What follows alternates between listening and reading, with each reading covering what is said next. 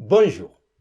Les féministes ont parfois raison, la langue française peut être sexiste. Un faux sceptique est moins ambigu qu'une fausse sceptique, sauf si c'est Marlène Schiappa, qui du coup n'a pas besoin de cet équipement, ce qui n'empêche pas la confusion. Pour ma part, je suis un vrai sceptique et à ce titre, je me heurte souvent à des antisceptiques, pas ceux qui désinfectent les plaies, mais ceux qui en sont une et qui défendent farouchement la doxa officielle en dépit de toute logique. C'est le cas pour la coronafolie. Je ne suis pas spécialement fan de l'homo pas que sapiens Filippo qui fait semblant de croire à la possibilité d'un changement par l'élection et confond prendre les places avec prendre le pouvoir. Macron, s'il a un pouvoir de nuisance dont il use et abuse certainement plus que de Brigitte, prenant des décisions au doigt mouillé dont on ignore dans quoi il l'a trempé, n'a pas le véritable pouvoir et personne issu du processus électoral spécifique à la France ne peut l'avoir. Après les émois champêtres à Soulignan et les histoires d'envolées lyriques à base de chiens de feu colportées sur Nicolas Dupont-Aignan, il semble par ailleurs acté que le terrain est occupé par les amateurs d'Homo erectus et que la voie de garage du souverainisme non violent, par les urnes plutôt que par les burnes, ne fascine plus guère les rares spécimens auxquels la féminisation de la société n'a pas encore réussi à faire gagner quelques octaves dans les aigus. Pour autant, même si l'on peut déplorer que sur 67 millions d'individus, on se retrouve avec cette improbabilité statistique pour nous représenter, et qu'un nombre impressionnant de nos élites appartient à des communautés, minorités et sectes diverses et avariées, il est contre-productif de cracher dans la soupe. Il faut quand même reconnaître à Philippot, relativement isolé sur ce créneau, d'avoir fait ses devoirs, d'avoir vraiment creusé le sujet en ce qui concerne le coronavirus et de se démener comme un beau diable, à la même jusqu'à courageusement affronter une brochette, pour ne pas dire une meute, de ces antiseptiques que j'évoquais dans l'émission de Cyril, Valérie, Isaac, Anna, entrant sacrificiellement dans, pour le coup, une vraie fausse sceptique, mais aussi au lion. Je vous mets le lien en description pour ceux qui n'ont pas peur de vomir un peu. Tout cela paraît cependant bien vain, même si pas complètement inutile, et comme je l'ai dit dans ma dernière vidéo, et raison pour laquelle je ne poste plus qu'épisodiquement, fatigué de pisser dans un violon, surtout qu'il n'y a pas beaucoup d'espace entre le sol et le ré, je dépense mon énergie à d'autres choses plus égoïstes, d'autant que si, normalement, j'arrive à faire de l'humour dans n'importe quelle circonstance et qu'il est dangereux de m'inviter à un enterrement, la situation est telle que j'ai fini par atteindre mes limites. C'est un peu comme quand vous voyez un bonhomme trop occupé à regarder son smartphone qui se prend un mur en marchant. La première fois, c'est drôle. Mais si le dit individu continue à se prendre le mur encore et encore jusqu'à ce que l'on voit du sang puis des bouts de cervelle, preuve que la 5G est dangereuse, ça devient de plus en plus dur de rigoler, sauf s'il a un pins LREM. Or, c'est ce qui est en train d'arriver à ce pays, lequel, avec ses vaccins qui font fureur, glisse Hitler de rien vers la dictature et la tiers-mondisation à la vitesse d'un aller-retour de poignée Benjamin Grivesque, juste avant production artisanale de spermatozoïdes fort dépité au demeurant, en s'écrasant sur l'écran d'un smartphone devant l'absence de l'ovule tant espéré. En matière de Covid, la réalité dépasse la fiction et comme dirait à Vérandouille et autres casse-testicules le directeur de publication d'un humoriste connu, allez tous vous faire inoculer. Tandis que Blanquer, après avoir sauvé notre civilisation en augmentant la distanciation asociale de 50 cm entre les élèves dans la Zumba, que Véran se fait vacciner devant les caméras en ouvrant sa chemise au lieu de relever sa manche, ce qui me fait amèrement regretter que le dit vaccin, par ailleurs notoirement inefficace contre les nouveaux variants, n'existe pas en suppositoire,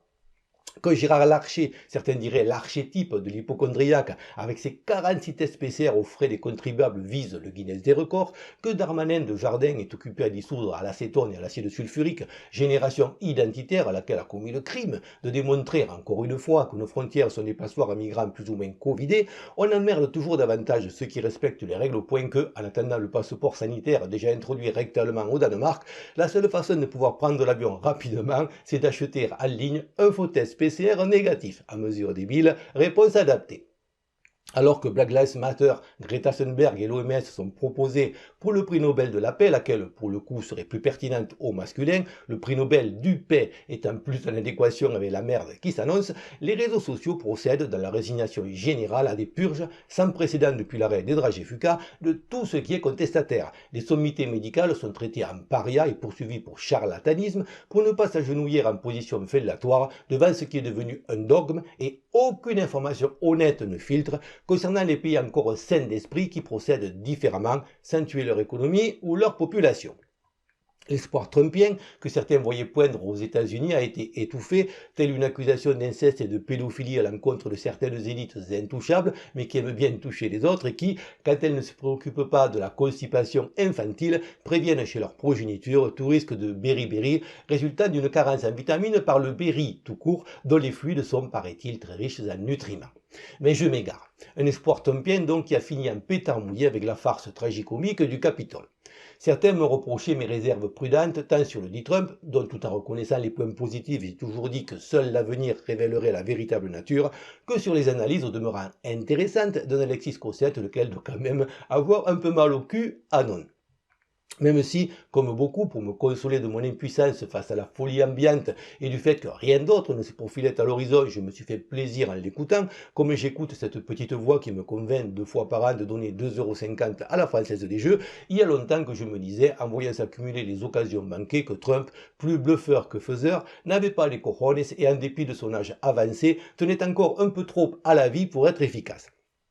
Alors qu'il avait suffisamment de cartes en main jusqu'au dernier moment, sur ce point Alexis Cossette avait à mon sens raison, courageux mais pas téméraire, au lieu de gracier des Snowden et autres Assange, dans l'espoir naïf de s'attirer les bonnes grâces du puissant lobby juif américain, non content, comme Biden qui a fait pareil avec ses 3 enfants, d'avoir marié sa fille dans la communauté, il a préféré gracier une longue liste d'escrocs dont les ancêtres de certains ont probablement beaucoup souffert. Dans tous les cas, faute d'avoir voulu ou pu être aussi impitoyable que ses adversaires et atteindre le point de non-retour sans lequel rien de grand n'est jamais accompli, non seulement il a perdu la main face à des pantins, mais il va se voir appliquer puissance 1000 ainsi que, plus grave, ses partisans qu'il a laissés en rase campagne, ce qu'il aurait dû faire aux autres.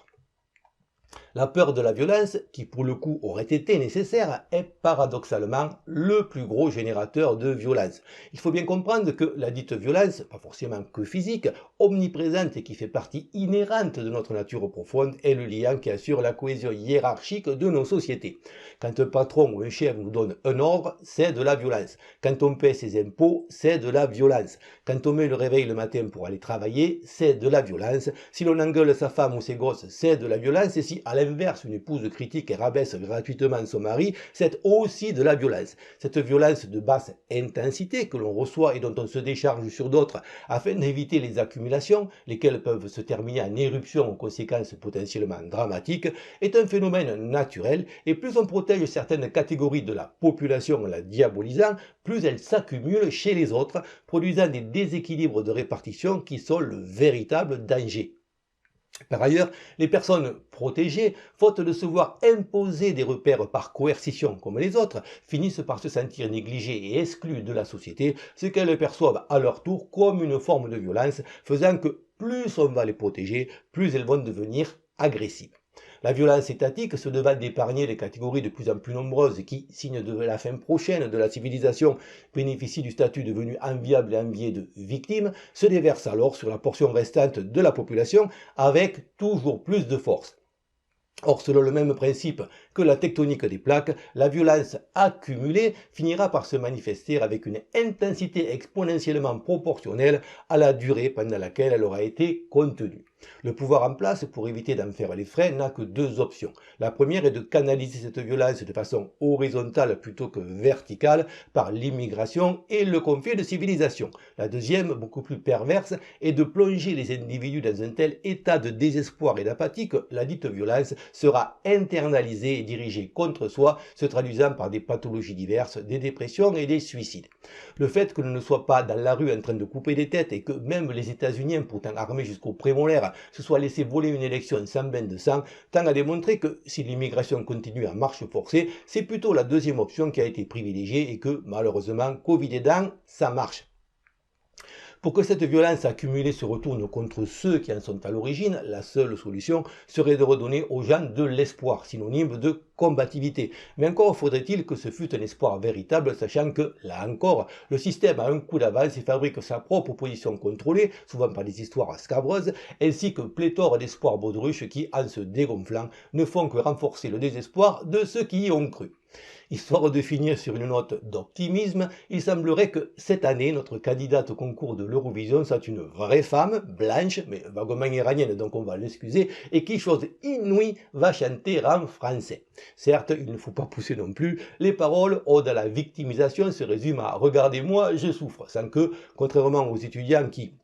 comme beaucoup d'autres, sont en train de crever la dalle, on ne sache trop pourquoi, mais du coup, elle pourrait bien, involontairement, devenir un nouvel hymne révolutionnaire. Ah, ça va pas, ça va pas, ça va pas. Merci à tous pour vos soutiens et vos encouragements. Pensez à cliquer sur la cloche des fois que YouTube se décide dans un moment d'égarement à vous notifier de prochaines vidéos. Et à bientôt,